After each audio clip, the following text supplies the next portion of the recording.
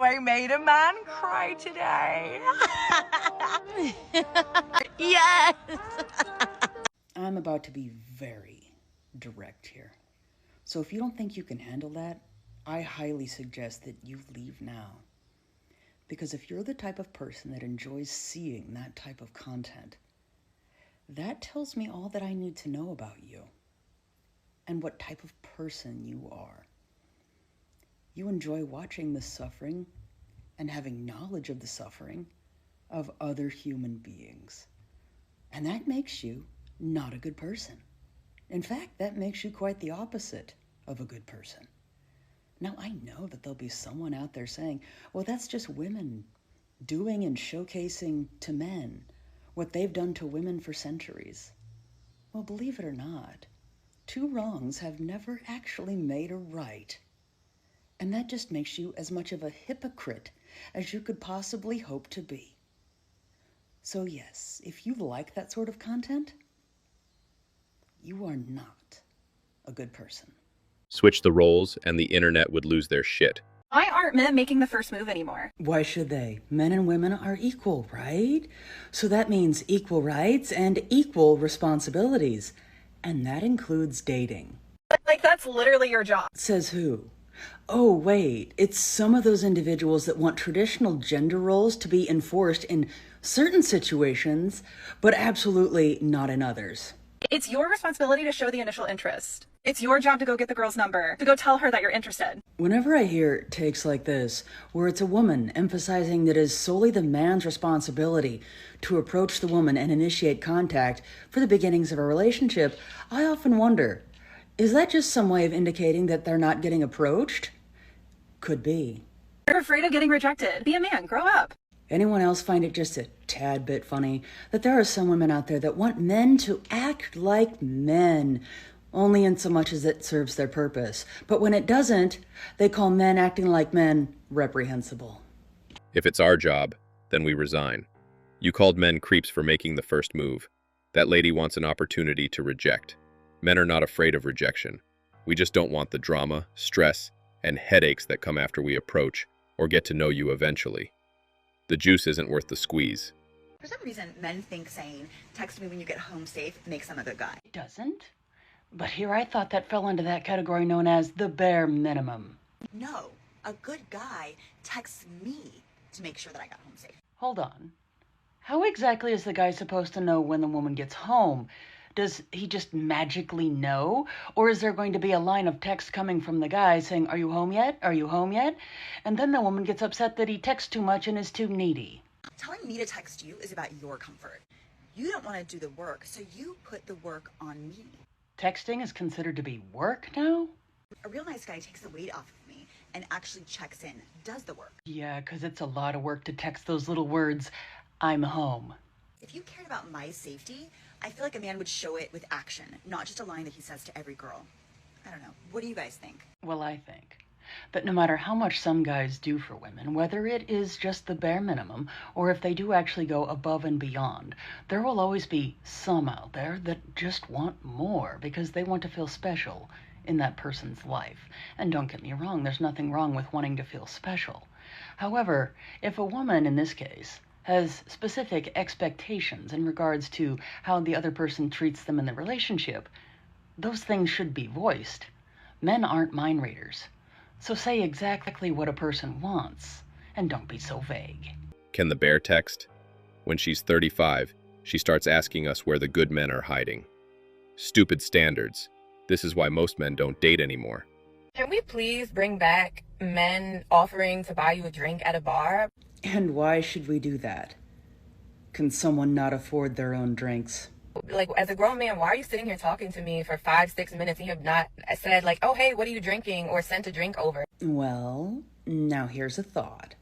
Maybe, just maybe, the gentleman was just simply enjoying the initial conversation that he was having with a woman that he just met and was just caught up in the moment of getting to know someone better, that it hadn't occurred to them that someone was already viewing this potential relationship in a way that could be transactional, so that someone could get something out of it. Like, it's common sense. Oh? Well, I would certainly like to share with someone what else should be considered to be common sense. And that would be not having an attitude that reeks of entitlement. Because in most situations, that is considered to be not only unattractive, but also rather rude. But then again, common sense really isn't common. What happened to "I'm independent and I don't need a man"? I mean, as a grown woman, why are you out to the bar if you can't afford to drink? Good thing a lot of men are now aware of this and are refusing to become free drink tickets for these entitled women. My hot take is that men shouldn't be allowed to sit. Sounds very rational. Let's hear the reasoning behind that one. It's truly an epidemic that every time I go on the transit, it's full train. Majority of the people sitting are men. Maybe. They got there first.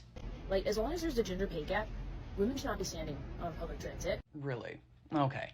So even if that is the case, why exactly would that entitle women, just by virtue of the fact that they happen to be women, to sit down and have men stand? How is that helping with promoting equality? Yesterday I was on the path, and like a really old man. There was one empty seat, and I saw him, and I was like, please sit. And he's like, no, it's okay, like, you sit. And I was like, no, please, sit down, like, you're obviously unwell. And look around, every other seat is taken by, like, young, able-bodied men. I have an idea, possibly a solution that might solve everything. Instead of complaining about it on social media, why doesn't that person address one of those young, able-bodied men that are sitting down and explain to them why a fellow young, able-bodied woman should be sitting down instead of them? And all the women are saying, there's someone who's pregnant. Well, the pregnant woman probably should have been given the option to sit down if she so chose to. That's ridiculous. And I won't rest until men aren't allowed to sit. Well, I hope they're resting sitting down, because it could be quite a long wait, especially if they're going to have to try to explain in a way that makes sense that they want to be seen as equals, but yet want special treatment. Are we supposed to float now? You all wanted equality, but we should stand while you sit? Imagine just getting done with a 10-hour construction shift and some fully rested and healthy-looking non-pregnant woman just staring bullets at you because you're sitting. What would you say if a man asked you what you bring to the table? I'd say I'm not a fucking waitress. For those women that respond like this, it would just be a whole lot easier to say you don't bring anything to any relationship. Arrogant in their 20s, delusional in their 30s, bitter in their 40s, lonely in their 50s, and forgotten in their 60s. You can't make this shit up. When a man is handsome, educated, and makes good money but is still single, what's his problem? Problem. That is an interesting term to use. But why exactly does there have to be a problem with someone if they choose to remain single? And I have noticed this is a rather common thought process amongst a lot of individuals, and that goes for men as well as for women, especially if that person falls into the categories mentioned of being attractive, well-educated, and financially stable, that there naturally has to be a problem with them if they're not in a relationship with someone. Now, to be perfectly clear, there is nothing wrong with a person who wants to be in a relationship with another person. It's absolutely natural to want companionship in life. But I might add that there is nothing wrong with remaining single. And just because a person is single doesn't mean that there's something wrong with them. That is a mindset that I think needs to be changed among a lot of individuals out there. But why exactly is it such a common idea? I think that's something that needs to be further looked into, because I find it rather odd that a person would naturally think that there's something wrong with someone if they're perfectly happy being single. Being single is peaceful for us men.